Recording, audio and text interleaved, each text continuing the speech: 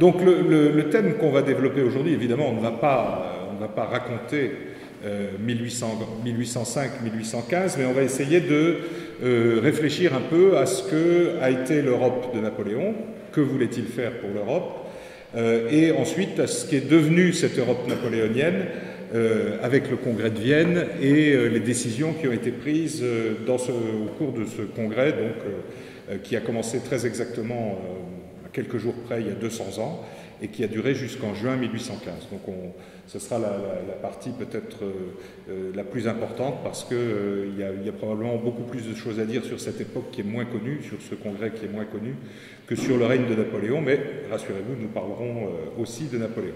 Alors je vais vous demander un effort de réflexion d'abord, puisque nous allons parler de géopolitique, de politique internationale, etc., de bien vous mettre dans une époque où nous sommes à peu près 200 ans avant Bernard-Henri Lévy.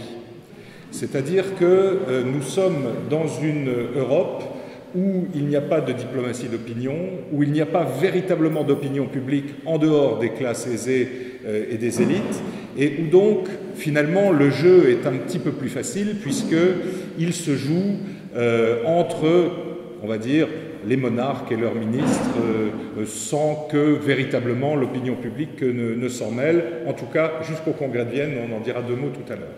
Donc c'est une époque d'une diplomatie princière, on va dire, et on verra aussi que, y compris la politique extérieure de la Révolution française, est restée, on va dire, dans ces cadres, grosso modo.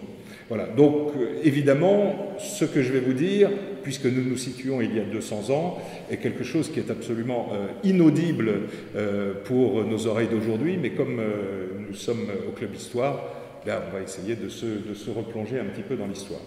Voilà, donc le bilan du Congrès, c'est que tout le monde a gagné, que l'Angleterre a peut-être plus gagné que les autres, mais qu'au fond, ce Congrès, il faut le revisiter en se disant surtout qu'est-ce qu'on a voulu faire à ce moment-là. Évidemment, quand nous, on le regarde d'ici, tout ça se termine par les révolutions, tout ça se termine par la répression des révolutions en 1948, etc. Tout ça est vrai, évidemment, mais le but du Congrès, ce n'était pas de convoquer une Assemblée nationale, c'était d'organiser l'Europe. Alors là, sur ce coup-là, je trouve, moi en tout cas, qu'il n'avait pas trop mal réussi. Dans la suite, ce sera d'autres historiens qui viendront vous en parler d'autres fois. Voilà, j'ai peut-être été un peu long, un peu confus, mais je vous remercie en tout cas de votre attention.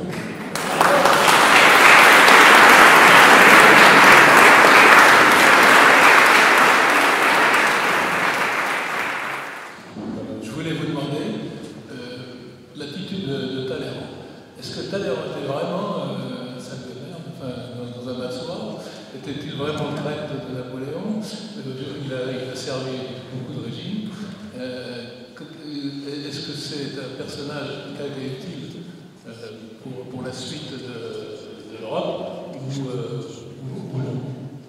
On a depuis le travail de Varesquiel une autre vision de Talleyrand, qu'on pressentait quand même un peu, parce que quand vous lisez les historiens appelons-les comme ça, fanatiques de Napoléon, évidemment Talleyrand est un traître, etc.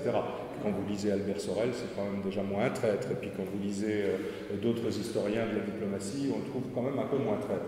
Ce qu'on peut dire de Talleyrand, c'est que, évidemment, il est tout ça, il est peut-être bien de la merde dans un bas de soie, il vole de l'argent, etc., il fait des affaires, et ainsi de suite, mais au fond, c'est l'époque qui veut ça, on donne très officiellement les cadeaux.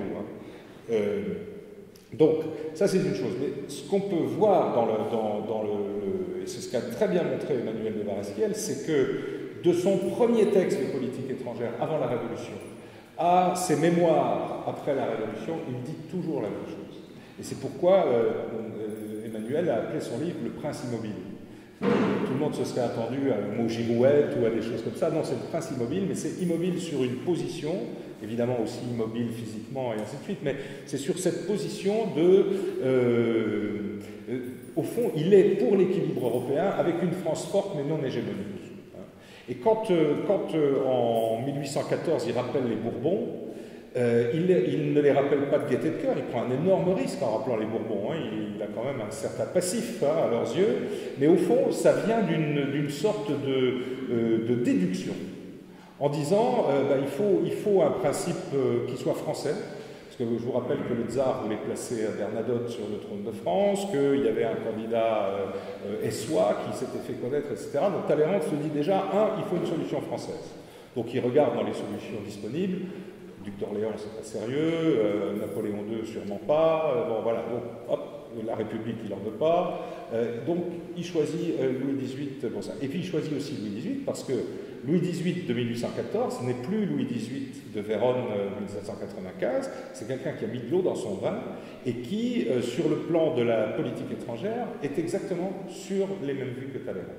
Donc partant de là, et alors l'idée que Talleyrand soit un traître, il est un traître par rapport à un Napoléon idéal. Mais le Napoléon idéal n'existe pas. Le Napoléon après 1812 n'est plus. On est loin même, évidemment très loin du premier consul, on est même très loin de l'empereur de 1810, on est sur une fuite en avant. Bon, voilà. Alors, Talleyrand essaie d'arrêter cette fuite en avant. Il a peut-être trahi Napoléon, si on y va par là, et encore, je ne suis pas sûr. Mais il n'a sûrement pas trahi son pays, c'est-à-dire qu'il a, au fond, essayé de conduire son pays à la solution qui serait la moins dommageable. Alors évidemment, en gagnant beaucoup d'argent au passage, etc., mais ça, je veux dire, ça faisait partie du jeu. Maintenant, bien sûr, tout ça est terminé.